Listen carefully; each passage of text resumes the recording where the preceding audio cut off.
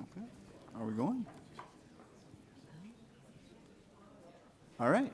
Well, welcome to the C-Suite panel. My name is Patrick Hall. I'm a professor here at George Washington University, and I do consulting and AI governance for banks and government agencies. And prior to my time here at GW, I've worked in AI. So we're joined today, though, by a great group of executives to give us high-level insight into what's going on in the workplace today with AI. So let me briefly introduce Carla Arellano, operating partner at InTandem Capital Partners. John Kessler, former CEO of WageWorks and HealthWorks. And Peter Roschke, CTO, Chief Technology Officer at Coherent Global. All right. During the panel today, we're going to be discussing talent and early career pathways. We're going to be discussing how to actually integrate AI into complex organizations. We're going to be talking about changes in leadership. And we're going to be talking about strategy around AI. And we're going to start with the panelists. They did their homework. They're going to offer us a thesis statement, and we'll begin the discussion that way. Then I'm going to pressure test those thesis statements a little bit in the next part of the discussion. Love it. Then we're going to take your questions, and for my students out there, put some elbow grease in here.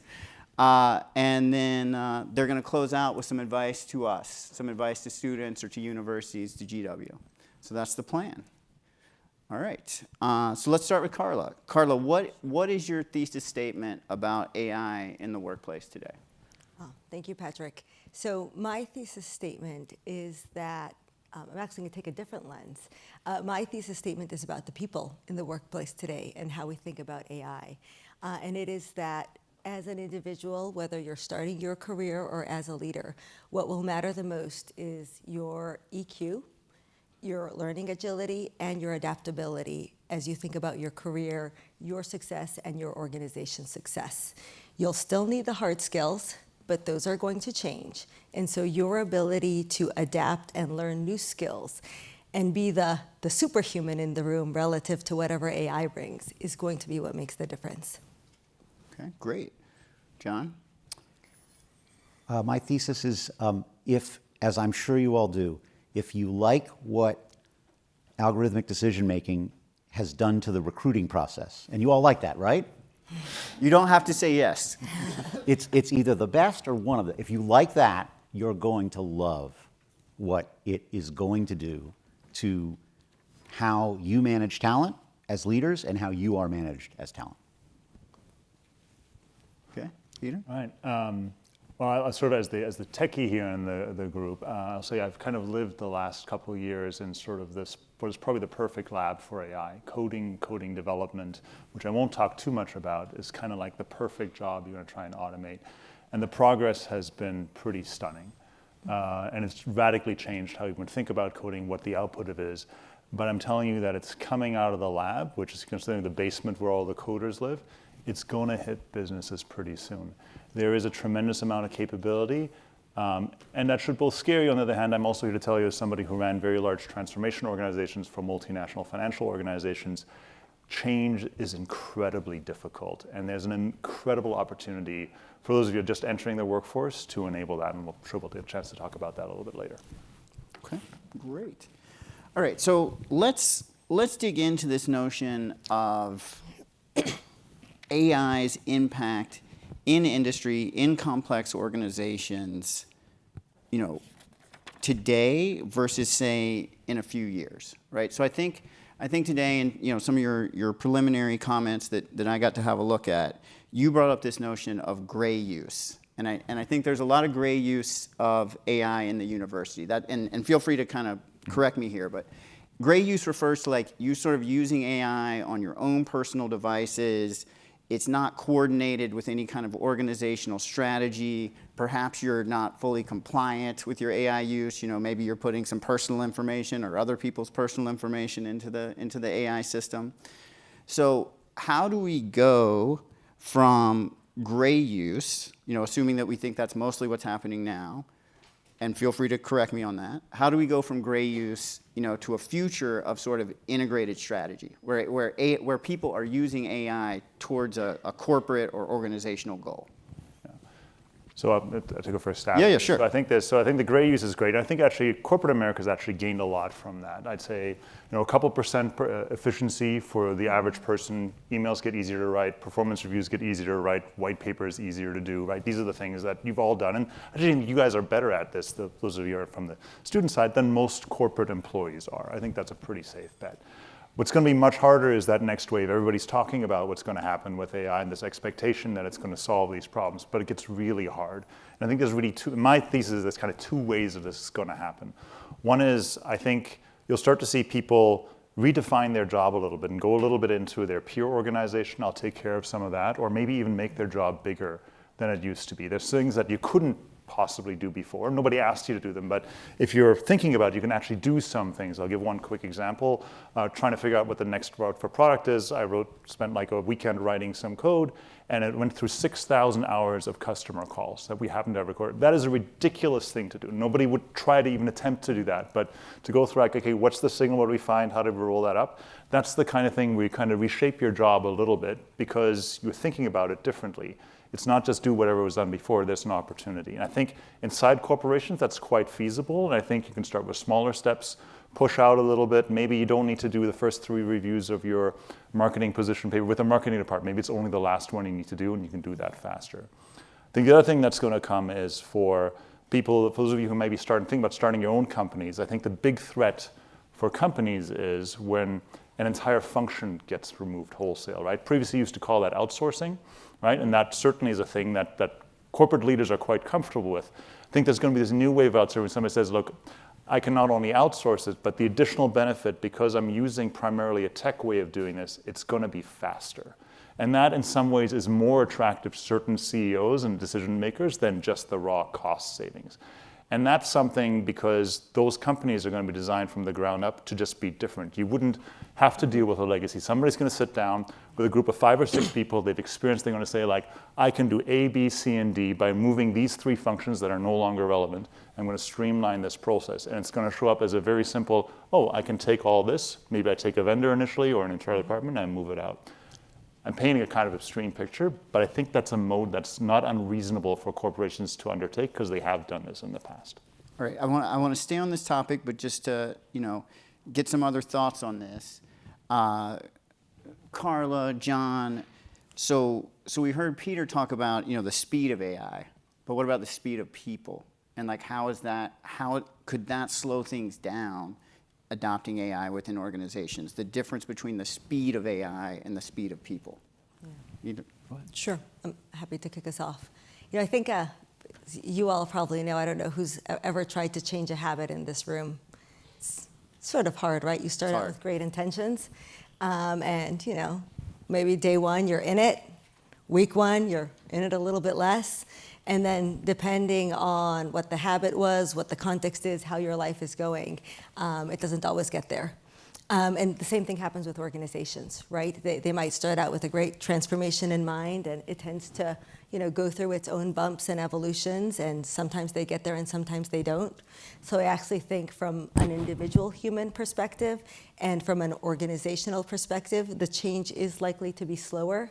What I've tended to see across our portfolio is that in select circumstances, the opportunity is so obvious in terms of accelerating quality of care, changing the cost structure, accelerating speed to serve, whatever it might be, that there is a lot of momentum to move quickly, but those tend to be very select cases.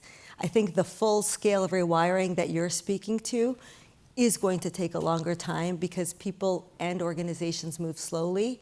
I think it's probably more likely that you'd have a new startup that builds itself in a different way. And I think that's an opportunity and a risk for us, right? I think the opportunity is that you can be a driver of the change and find those opportunities where you can drive the habit change, drive the momentum and the movement. I think the risk is sort of twofold.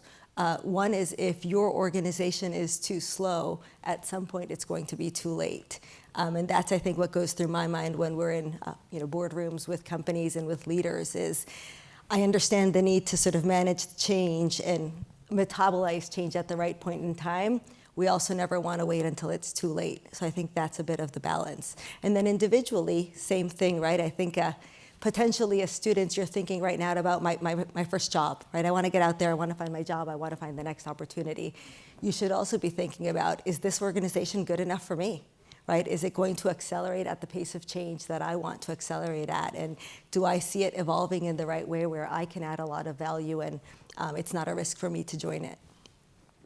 Yeah, I mean, I don't worry too much about the fact, not theory, fact that people move at different paces, because we all live in this world of wonderful competition, both within organizations and outside of and among organizations. And so in this context, as was true with cloud migration, as was true with digitization, as was true with connectivity, folks, it isn't necessarily the case that the first mover wins, but folks who don't move fast enough, those organizations disappear. And so to double down on a point you'd made, Carla, and to add something that you said here about sort of the gray usage, as you all look at your job opportunities, and then once you get into the market, or return to the market for many of you, and you're evaluating, am I at the right place? One thing I would look at is whether, in fact, your organization remains very reliant on gray usage of these things as its basis for utilization. If that's the answer, that's a fail of the organization. It's a fail of the CIO and of the legal department and all those folks to do, data governance and whatever, to get to the place where these tools are available to you, part of your workday, et cetera. And it's a fail that's going to be very costly for organizations because, not to get too meta about this, but it's not just the putting AI tools in people's hands. In gray use, there's no way for me as an organizational leader to evaluate which of those tools are working and are they working well and what are we learning from how they're being used, like that, kind of one level up of analysis. And so I would, this is something that you have the capacity to evaluate as you evaluate opportunities or as you evaluate the workplaces you're in. And I would advise you to choose wisely. All right, I want to come back to you said the magic 3 letters, ROI. I want to come back to that, but I want to stick on this sort of integration point for just a little bit longer. In my work, one failure mode that I've seen is companies just expecting that people know how to use ChatGPT, or that companies just, or that people in the organization just magically know how to use AI. And so have you seen training initiatives? Are you taking on training initiatives? Do you disagree with me that maybe people should just know how to use ChatGPT? So I'll start with John this time. Like, are you doing training? Do you think training is a good idea? I think it's an equity question, honestly. Okay. Because there are lots of folks who can natively adapt to these tools without an instruction manual. But there are folks who can't. And so that's the way I look at it, and the way my organization has looked at it is the rationale for providing training is to assure that there's some level of level playing field. We have not and will not, well, I guess I don't get to decide anything anymore since I just retired, but I'm pretty confident we will not, try to make this one of these, standard required corporate education things. Okay. Peter, thoughts on training on the tech side? Yeah, I think they're... Maybe it's different on the tech side. I mean, yes, I mean, it's sort of like this sort of thing is like what developers naturally move to, but thinking more generally about the use in the broader organization, I think training can be helpful, but I think there's sort of these 2 tiers. I think one thing that I would recommend companies do is set up sort of a forum where people who are kind of leading can get together, because they're going to run into all sorts of boundaries, like, oh, I can't do this, what about this policy, and how do I work with this and this. It's not bad to have a group that gets together and says, like, here's how we work, here's how I use it, here's how they use it. Yeah. And then separately from that, you can have a more generalized training for everybody else. The good news is a lot of the AI stuff is actually quite a bit easier to use than historical tech. I mean, Yeah, I don't know if that's anybody had to use an ERP system, but AI is a lot easier to use than an ERP system, so there may be less demand for training, but it's maybe a little bit broader, more it's like not just training on the thing, but training about how to think about your job differently. Yeah, no, I like that. Thoughts on training? Sure. I think more than training, we've been focused on heavy encouragement with examples on what it could look like, right? Where could you use it? How could you use it? How to think about prompting, the value of prompting different ways and how things evolve over time. So I wouldn't say it's the typical classroom training. We've spent a lot of time just trying to encourage people and provide examples and forums for it. And I do think it is a bit of an equity thing in terms of comfort with technology or just having the idea of like, oh, I could actually do this in a completely different way. And it's introducing people to that notion so that they feel comfortable taking a first step and a first stab. Okay. No, I'm all for training on AI, actually. Even though it is much easier to use than training a machine learning model, I think that's actually one thing that, in my personal opinion, that's one thing that organizations might be getting wrong with AI today. But let's change to this ROI point. So, since you brought it up, John, how would you recommend that people measure ROI with AI? Even in a specific domain, that you may be more familiar with. Same way we always have. Okay. That's it. Can you expand? For those of us who may not know. I mean, look, well, let's first acknowledge that most organizations are lousy at measuring ROI, right? So it's, let's be fair. The salespeople like to talk about it. They're good at measuring it, apparently. But with that caveat, I mean, AI doesn't change, the logic of investment and return. It's a tool to get it. And I think it's fair to say that when you get that, well, it's kind of fuzzy because it's so deep in the infrastructure, I'm kind of like, yeah, so was cloud, and yet we managed to do it. Okay. So I'll kind of open it up. Yeah, Peter. So just a comment, something you said that was really interesting, John, is you said about, if you like being measured, if you like the new recruiting process, you're going to love what's going to happen. I know you said it as a joke, right? Yeah. But I do think that with this probably comes more metricing, probably comes more checking, more than, ROI is not well done by the vast majority of organizations, but I think there will be more measuring on what is the output, not asking about, well, how many hours did you spend, but did you actually deliver it, and was it delivered to satisfaction? Does it pass a validator, which will be a term I'm sure we're going to hear a lot more about in the next couple of years. Right, like we have recruiting hell, we're going to have project management hell too. And it's going to be, well, now all these project management tools have these metrics that have been developed through AI, or it's AI that's actually, and it's so unfair because get used to it.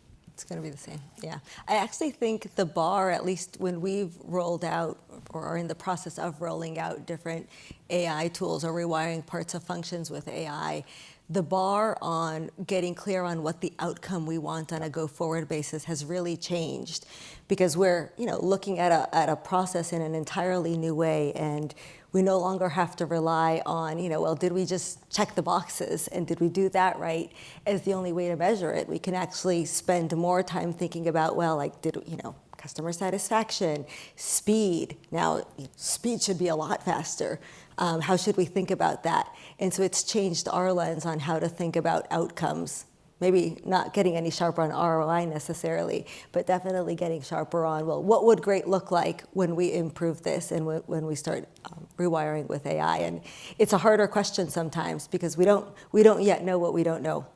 That's a great question. I think if there's one key takeaway, if you can figure out how to ask that question, like what is the outcome we're trying to achieve here? The number of projects that were started up that I caught halfway through in my big corporate career, I'm like, nobody asked that question at the beginning.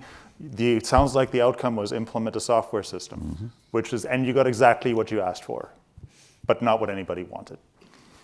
So there's an audience question about this, like how do you? We can expand beyond ROI. Impact. Like how do you think about impact? And I think your comment led us down a good path of you should be thinking about not how many lines of code did a coding agent generate, but what's the impact to the business. And so I'll hand it back to you, Carla. Sure. What impact are you looking for from AI on your business or your part of the business? I mean, I'll take maybe two different lenses, Okay. right? So I approach our businesses. I work at a private equity firm. I spend all of my time translating the strategy and value creation into people and organization decisions. So from that lens, I'm looking for AI to help us move faster, get to better decisions, and enable people better, right? Whether they're more productive, whether we implement AI-driven recruiting processes, or whatever it might be. But I think when we within a portfolio company implement AI or try to rewire part of a function, we're usually taking a few lenses, right? One is, can we get to better quality in whatever that process or function did? Can we get to better speed, right? Speed and quality. Can we do it within a better cost structure? And that's always balanced within, and then what does that mean for the people that we have working there? And how is their job going to change, and is it going to change in the right way? But that usually comes together. If it's a process that affects customers or patients, we're thinking about NPS for them. And can we, ideally increase it? We don't want to maintain it, and we definitely don't want to decrease it. But that's usually some subset of it. And then I think there's a little bit of, in these early days, is this helping us learn, right? Is it the right way for us to learn and evolve? John, you want to say something about the impacts you'd advise people to look for? I guess it feels trite, but my advice is make sure you understand what the business or organization really cares about, right? Like, I can speak to my organization. We care about NPS a lot. It's in the culture, right? It's not even is the call center working metric. It's one of those things to quote Jim Collins, it's like we wake up and if it's not going well, it hit us in the gut. And if it's going well, that's what's high five. So for us, that was a great metric. Yeah. For another organization, it's not. And so my main point would be that is think very carefully and get feedback on the way, the thing that you are deciding is impact. And then stick to it and live with the results. Okay, Peter, we've got a comment from the audience along the lines of, do we need an AI strategy or do we need a tech strategy? So what do you think about that? I'll echo what's have a business strategy, right? It's almost like saying we need an electricity strategy. Yeah, you should use that, right? But there are certainly some things where you could reshape things considerably with AI. But I think fundamentally comes down what it is that you want to achieve. The way, even I know we talked a little about risk beforehand, right? So there's all these examples. I think to some extent you can almost think of an AI as an employee that is reasonably skilled but doesn't know anything, a temp employee that shows up on Monday morning. What are you going to tell them and how are you going to supervise that employee? That's really the question. So there were these, recently there's some news stories about, some consulting company in Australia had to refund $440,000 because they failed to read the report that they gave to the government. I mean, this is just basic quality control. If it was marketed as an AI story, it's no, the senior partner didn't read the report and would have been pretty obvious that it was a mistake. So I think it's strategy. Yeah, it's what are you gonna do? It's not so much AI. It's now you've got this on tap. What do you do with it? I mean, I obviously don't disagree with that. It'd be impossible to do so, but I do think there is this element of infrastructural AI strategy that is important. And infrastructurally, what I mean by that is, you're not going to be able to differentiate relative to the competition, whatever the competition is, without data governance, data connectivity, and enterprise application connectivity. So real life, just in my personal use, it's extremely helpful that even, any of the various consumer use AI LLMs out there can dip into my Excel or my contacts or whatever, pull everything out of there and use it for analysis. That's helpful to me, right? It helped me prepare for this conference. Likewise, but as a business, I have, if I'm the guy running enterprise applications or gal running enterprise applications, I've got 100 different applications and probably, if I have a data lake, that makes life a lot easier. That's functional and has governance and if I don't, or I don't have the lawyers are still arguing about how to, give my people the ability to unleash my AI tools on this thing. It's really going to be hard for people to use these systems in unique ways. So I do think that element of it feels like You need that, or else you're not going to be able to execute your business strategy in a way that's unique from anyone else. Governance, control, that's the infrastructure side of it. Yeah, there's enabling people so they don't have to discover it on their own. Right. Yeah. Comments on AI strategy, tech strategy, are they different? Oh, I really liked where Peter went with that, where you need a business strategy, right? And I agree, I think you need the technology to support whatever your business strategy is in governance, but in my mind, AI is part of your business strategy, right? You should be thinking holistically about it as opposed to, we're gonna do this here and do that there, and it's not at all tied with what we're trying to do as a business. All right, let's stick on this kind of shifting a little bit more towards investment. And an investment is a way to drive strategy. So I'm gonna turn this on its head a little bit. Are there AI investments you would not make today? So I'll start with the tech guy. Oh, as a business, so and it's mercifully whatever your perspective. It's mercifully slowed down. Like the number of big corporations that felt like they need to train their own AI, total waste of time. Yeah, total and money. waste of time. It was like this is the play for the big players. At the time it was already $50 million to do a training run, and now we're well above several hundred million.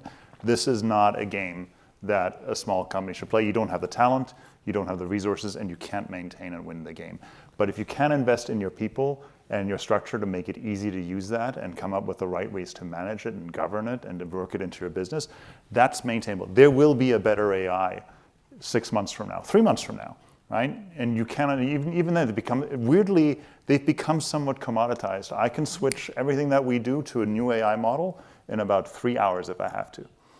Right? It's just and all the stuff carries forward because it is kind of like electricity on tap right now. That may change in another year or so, but right now they're fairly interchangeable. Okay. John, AI investments you would not make or you would advise people not to make? Or ones that you would make? Well, we were actually talking about this before we walked in, building a dedicated data science team. For the Well, yeah, we're going to have to dig in on this one because I agree. So that, to the aspiring data scientists out there, that may sound a little rough, right? Like there's an executive on stage saying, don't invest in a data science team. And just to make sure invest in data science, but it's a little like, I'm sure I'm going to offend someone here. Won't be the first time today. But it's important. Dedicated project management teams, right? There's a logic to centralization, but there's a real cost. And I think in this area in particular, where it's so easy for other people to say, well, good, now I don't have to understand that. It really hurts. And of course, the people on the team, you're asking them for mission impossible. They're supposed to be these incredible data scientists, but oh, by the way, they're supposed to understand the business in very nuanced ways. Good luck. Yeah, I would echo that in my own work that I do for over a decade now. I've seen companies struggle to get ROI on data science functions, and I think it's not something that people want to talk about. So I appreciate John bringing it up. It's hard to understand. There's a lot of complicated reasons for why that could be, but I think John hit on it, and I'll definitely get Carla and Peter if you want to chime in too. But I think it is this impossibility of the magical unicorn persona who's an incredible coder who can push out a production-ready application. Oh, and by the way, understands everything about the business. Those people are very rare. But I don't know if you want to. You feel free to disagree or pile on or. No, I won't disagree. I think the only time that I've seen a lot of value come out of that is when we've paired data scientists with like an active translator who knows the business, knows enough data science to be successful, but that's a big lift. Yeah. And finding expensive. That's Hard to get expensive, ROI. and that's a really tough human to find too. Yeah. So it's a tough one. But I think that gets to a really important skill set. I think is hard to find, and if you can grow it in yourself, fantastic. That's it's huge. people that are able to do more than just their immediate job, have a curiosity, like, oh, that's what's happening right next to me, and that's what's happening there. There are some people that naturally do that. They are incredibly valuable. They've always been valuable to the business, but with the amount of change, and everybody says change is accelerating. Change is really accelerating. Yeah. These people will become far more valuable than they've ever been before. The people that can do and maybe. I don't want to put words in, but it sounds like your point was like you can't have these people sort of sitting in like a little silo. In a bubble. You really want people to be able to live with the business teams and be able to answer not just the data question, but like how it all connects. And I think that skill set was always important. It's going to be even more important. Okay. So AI investments you would advise people not to make, or one that you would advise people to make. I'll give you an escape hatch. I was going to say, I was thinking through, I don't think I have anything that I would add on the advice not to make. I think my focus would be more on how you make the investment, right? I think it does really bear a lot of thinking about what are you trying to get out of it, what is going to change, what are the second and third order impacts of what you're looking to do, and what could go wrong, especially if it's anything that is going to touch customers, patients, even your employees in a particular way.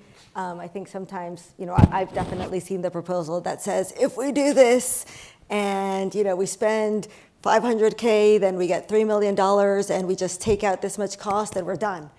And you're like, wait a second, let's go deeper. And then you realize that, that's going to take us 2 years and we actually don't even know how we run the process today. So first let's figure out how we run the process today, because otherwise what are we going to build AI to do? So I would suggest to really go deep on the how and the why, and let's make sure we understand how it works today before we try to change it with AI. Because if you don't know the how, then you might be gambling. Exactly. Right. And so my next line of question was going to be, in this frothy, overhyped market where there's so much pressure to do AI, and feel free to push back if you're not feeling that. How do you make sure that AI investments don't turn into AI gambling, or maybe AI gambling isn't such a bad idea right now? Thoughts on the difference between gambling versus investment right now in AI? Oh, interesting. Anybody want to jump I'll just say, recognizing that part of the answer is you can't. Oh, okay. That therefore, the trick is, as with all gambling, don't gamble with money gamble with money it's okay to lose. Exactly. Okay. And so maybe that means your AI ambitions, that the CEO walked in and read an article one day and is all hyped up on, maybe take those down a peg or two at the outset. Or more relevantly at this point, it's not the initial ambitions, it's, whatever the newest thing is, just take it down a peg. And that way, you're just more likely to get it right. Because what is absolutely true is, whether it's because of the human factors points you mentioned, Carla, or because of the technology side, or because the models change so quickly, right? As I think we can look at the various, whether it was outsourcing or global supply chain or connectivity or .com or whatever, or cloud, what's absolutely true is things are going to look different in a year or 2 years or 3 years. And so there's not maybe as much harm in that as there might otherwise be. I think you can try to do things on smaller scales first. There's a lot of things you can do with AI work well I can prove it on one thing. Maybe the idea is you ultimately do it for 10,000 simultaneously, but can you get a sign of life on one thing? Even if you just manually just cutting and pasting into ChatGPT now, if I could only automate this and have this happen consistently behind the scenes, but at least you can do the experimentation. Can it even produce a usable answer? And probably you would be the only one that knows, because you're very close to one example of it. But if it works for your example, then maybe it scales. So if you're going to take a gamble, then find something hopefully that has these sort of incremental proof points where you get some sign of life relatively easily. And if somebody tells you you won't know for a year, I would not recommend doing that project right now. So an example of that is the first thing we did in our company where we fully deployed AI into production. This is now going back to February of 22 ish, was how many of you ever submitted a request for reimbursement for travel expenses, right? Well, so one of the things our company did is ran these flexible spending accounts. So you got to submit paper receipts. We're like, okay, we've got a claims team. We already outsourced it. It's wherever it is, right? This is what it costs us. What we want to do is create something where this is automated, an individual can do it, and we can, we don't want to eliminate the claims team, but we want to cut it by 75%, right? And we spent, there was a team while we were doing other things that we gave them budget. They spent 3 months on that, and we actually were able to do it. But we all learned in the process that our data governance was really problematic, that there were all kinds of issues about what we had permission to do and didn't have permission to do, and the connectivity of the data and so forth. And then we were able to apply those things into the next project and the next project and the next project. So that was a really good example for us of do it small. Yeah, I like that. I think I would reframe the gamble or invest to experiment, right? Because I think we should be experimenting and in small doses at small cost, and while you build up your proof point, makes total sense. Okay. So at this point, we were, this was sort of the formal changeover to audience questions, but you all have been sending great questions. Thank you. But kind of looking at the audience questions, I would say there's kind of two main thrusts right now. One is responsible AI, and then one is, of course, we're entering the job market. What do we do? So I think whatever it was about our last round of discussion, maybe me saying gambling, That's what you should do. Build an algorithm for that. Brought up a lot of questions about responsible AI. So I'm gonna boil all your wonderful questions down into just maybe one or two questions. But like the first one I'm gonna ask, I'll start with Carla this time. What are realistic risk controls? Because we all know we can go read on the internet about all kinds of AI safety crazy stuff, responsible AI, huge matrices of risk controls. What actually works? What's feasible in today's high pressure use AI environment? I mean, from our lens, we've, like with most things, right, we have to trust our people. And so what we've done is develop an AI governance policy, a responsible use policy. It's very similar to... Use policy is key. A use policy. Yeah. It's very similar to any other thing that we ask our employees to be responsible around. And then I think we try to be very transparent about it, educate folks, and then it's up to them. Right, I think that's the goal, and we'd rather be in the seat of being transparent and putting it out there and assuming that people are going to be good actors and be responsible, as opposed to trying to, jump in and squash people. That being said, there have been moments where we've been like, that seems like an interesting thing for you to have put into ChatGPT. Maybe don't do that again. But I think that's at least been our model. I'm curious to hear other models. Risk controls that work in the real world. Well, there's companies like Microsoft that go at fair length now for you to manage it, right? So you put it through a private pipe. There's some technical things. Maybe it kind of sits in between those two questions, but one thing I would suggest is, look, I tell people use AI. We wrote a policy like here are the ones you are allowed to use in retention, et cetera, and don't put in customer data, all that stuff. But I think the one other piece of advice is I tell people is never come to me and say, well, AI said that was the right thing to do. I'm holding you personally accountable for every word that's written there. And you better justify it, because I don't really care that you used AI, but you better be able to explain what's in there and you be able to justify it. And I never want to hear from somebody, it's like, well, the AI said that was the right thing. I'm like, you're giving it to me, you're personally telling me you believe in what's in that document. All right, AI can do, it can't think. Yes, AI can do, it can't think. AI risk controls that you think actually work, that a company will actually adopt today in 2025? Yeah, my answer here is a little bit similar to the earlier conversation with regard to the human factor points you made. There are a lot of companies that are going to get this wrong, and that's okay, because good news, competition will sort this out, and good news for some, but say the people in the those audience companies didn't want to get sorted out by competition. Well, look, they wanted to win.